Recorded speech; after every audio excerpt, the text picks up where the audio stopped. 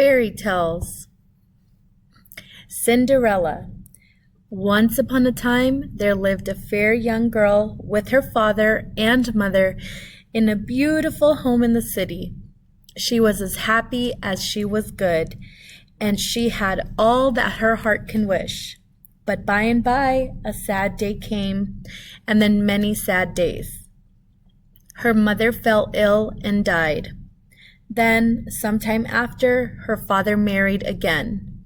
But the stepmother was cross and unkind.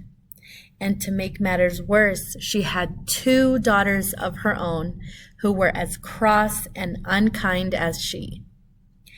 They were so lazy and selfish that they made the poor young girl do all the work about the house. She swept the floors and scrubbed the stairs and made the beds and cooked the dinner and washed the dishes. And when all of the housework was finished, she had to wait on her 2 proud stepsisters, make their fine dresses, brush their hair, and when they went to bed, they slept in fine rooms where there were big soft beds and long mirrors in which they could see themselves from head to foot. But she was sent to lie on an old pile of straw in the attic, where there was only one broken chair. And when her day's work was done, they made her sit in the chimney corner among the ashes and cinders and called her Cinderella, the Cinder Maid. But even dirtied with dust and cinders, she was far more beautiful than they. It happened at this time that the prince, whose father was king of that country, was nearly 21 years old. To celebrate his birthday, a splendid ball was to be given at the royal palace. Invitations were sent out far and wide. Cinderella's stepsisters went wild with delight when they received an invitation. They were proud and happy, imagining what they would wear. For days and days, they talked of nothing but clothes. "I am going to wear my blue velvet dress and trim it with fine lace," said the elder stepsister. "I am going to wear my pink satin with diamonds and pearls," said the younger stepsister. But the ball only meant more work for Cinderella. She had to wash her stepsisters' dresses, iron their laces, press their ribbons, and put their ruffles in order. And when they fought over who would look more beautiful, it was Cinderella who made peace between them. In the evening, while she brushed and braided their hair, the elder stepsister said, "Cinderella, don't you wish you were going to the ball tonight?" "Oh, you're only teasing me," she replied. "It is not for me to go to so fine a place as that." "You are quite right," snapped the younger sister, who would ask a dusty little ash sweeper to go to a royal ball. "You're only fit to dance with your broom." Cinderella said nothing and only kept arranging their braids and curls. At last, the stepsisters were ready, and the carriage came clattering to the door. They climbed in and were whisked away to the ball. Cinderella watched the carriage until it disappeared from sight. Then she sat down by the kitchen fire and cried. As Cinderella wept and sobbed, she heard a kind voice say, "Dry your tears, my dear, and tell me what the matter is." Cinderella looked up to see her godmother, who was a fairy, standing before her. I wish,"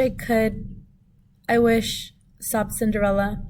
"I know," said her godmother kindly. "You want to go to the ball, don't you?" Yes," said Cinderella. "Well now," said her fairy godmother, "let us see what we can do. Come on now, run into the garden and fetch me a pumpkin." Cinderella wondered how a pumpkin could help her go to the ball, but she ran outside and soon returned with the finest pumpkin she could find. Her godmother scooped out the inside and then tapped it with her wand. Suddenly, the pumpkin grew into a fine golden coach lined with red satin, while its curling vines looped themselves into 4 delicate wheels. Then her godmother noticed 3 fat mice in the mousetrap. "Lift the trap door," she said. Cinderella did, and as the mice scurried out, her godmother touched them with her wand and turned two of them into prancing horses. The third and biggest mouse she turned into a fat, jolly coachman with a fine set of long whiskers. "Now, dear," she said, "go into the garden and bring me the 2 green lizards behind the watering can."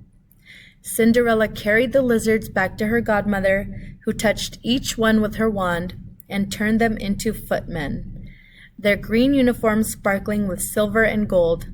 They leapt up behind the carriage and stood waiting there as if they had been footmen all their lives. Then her godmother said, "Here is a carriage fit to take you to the ball. Are you pleased with it?" "Oh, yes," cried Cinderella, and she was about to leap into the coach when she thought of the rags she was wearing. "Oh, but dear godmother," she said, "what shall I do about my clothes?" Her godmother laughed and touched Cinderella with her wand. The girl's rags became a rich dress of gold and silver, spangled with jewels every color of the rainbow. Then Cinderella asked, "And godmother, how shall I dance?" She pointed to her bare toes, which peeped from beneath her beautiful dress. "Goodness me, I quite forgot the shoes," said her godmother. And then she took out of her pocket the most delicate pair of little glass slippers, which fit Cinderella perfectly.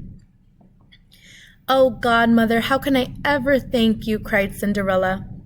"Never mind about thanking me," said her godmother. "Only remember to do exactly as I say.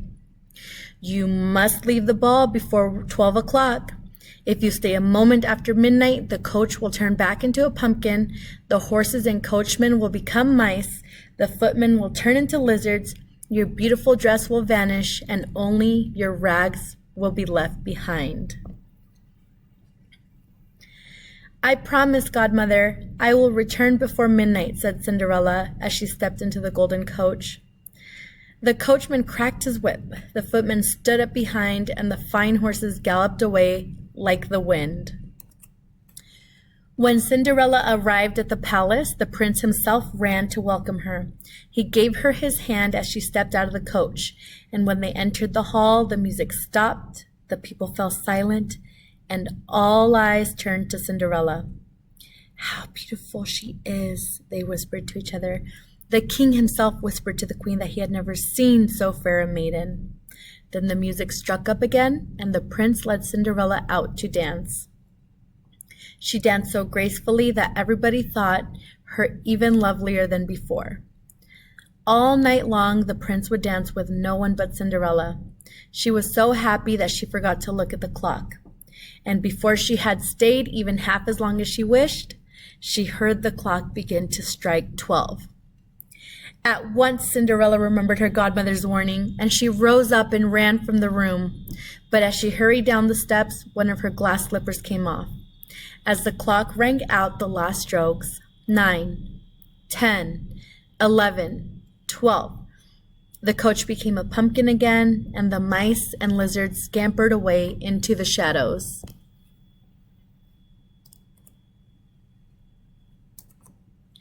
As Cinderella hurried out through the great gate, her beautiful dress turned back into her old dirty rags. Moments later, the prince arrived.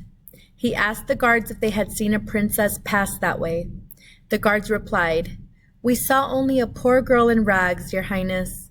Then the prince went back, shaking his head sadly, for he did not know the name of the beautiful stranger with whom he danced all night. All he had was the shining glass slippers she had left behind. Cinderella ran through the night and finally returned home, tired and cold. Of her godmother's gifts, all she had left was one glass slipper. She took it off and tucked it carefully into her pocket. Then she sat down by the fire to wait for her stepsisters to return. Sitting among the ashes as usual, they cried when they came in, "Come, be quick and help us get ready for bed." As Cinderella hung up their dresses and brushed their hair, her stepsisters chatted about the ball. "There were so many beautiful ladies there," said the elder stepsister. "But of course none as beautiful as we were, except perhaps the strange princess who danced all night with the prince." But she acted so strangely, broke in the younger stepsister. Did you see when the clock struck 12, she ran away without bidding anybody good night? Cinderella, snapped the elder stepsister. Are you listening at all? Off to bed with you. You look as if you were dreaming already. Cinderella climbed the stairs to her wretched bed in the attic. The next day, she was back at work, sweeping and scrubbing hard as ever. Meanwhile, the prince could think of no one but the lovely stranger whose name he did not know. He sent men all through the land to invite every young lady to try on the little glass slipper. And he declared that he would marry the one whose foot the slipper fit. The glass slipper was placed on a purple velvet cushion and carried around to every house so that each lady might try it on. When the messenger arrived at the house where Cinderella lived, the proud stepsisters were so excited that their hands trembled. I shall try it on first, said the elder. No, my foot is smaller than yours, cried the younger, and they pushed each other very rudely. The elder stepsisters snatched the slipper and began to try it on. She pushed and tugged till her face grew red, but not even her toes would fit in the delicate glass slipper. Then the younger stepsister took it. She managed to squeeze her toes in, but the heel would not go on. Silly thing, I don't believe it was meant to be worn, she cried as she kicked it off and burst into tears. As the messenger picked up the slipper, a quiet voice said, Please, may I try it on? Cinderella, screeched the elder stepsister, how dare you come in here? You try on the slipper indeed, cried the younger. No Cinder Maid's rough foot could fit in that delicate thing. But the messenger bowed to Cinderella and offered her the slipper upon the velvet cushion. It is the prince's command that every maiden in the land may try on the slipper, he said.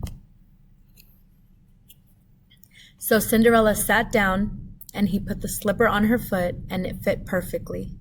Then from her pocket she drew the other slipper and put it on her other foot. At that moment, her fairy godmother appeared. She touched Cinderella with her wand, and Cinderella was no longer a Cinder Maid, but a beautiful young lady dressed in silk and satin. The stepsisters recognized her as the lovely princess whom they had seen at the ball. They threw themselves at her feet and asked her to forgive them for the unkind way that they had treated her. She said that she forgave them and wished them always to love her. Soon after, the prince and Cinderella were married, and they lived happily together for many, many years. As for her stepsisters, Cinderella gave them rooms in the palace. They left off their cross, ugly ways, and by married two gentlemen of the court, for from their stepsister they had learned that far more important than a fine dress and a fancy hairdo are a kind heart and a generous spirit.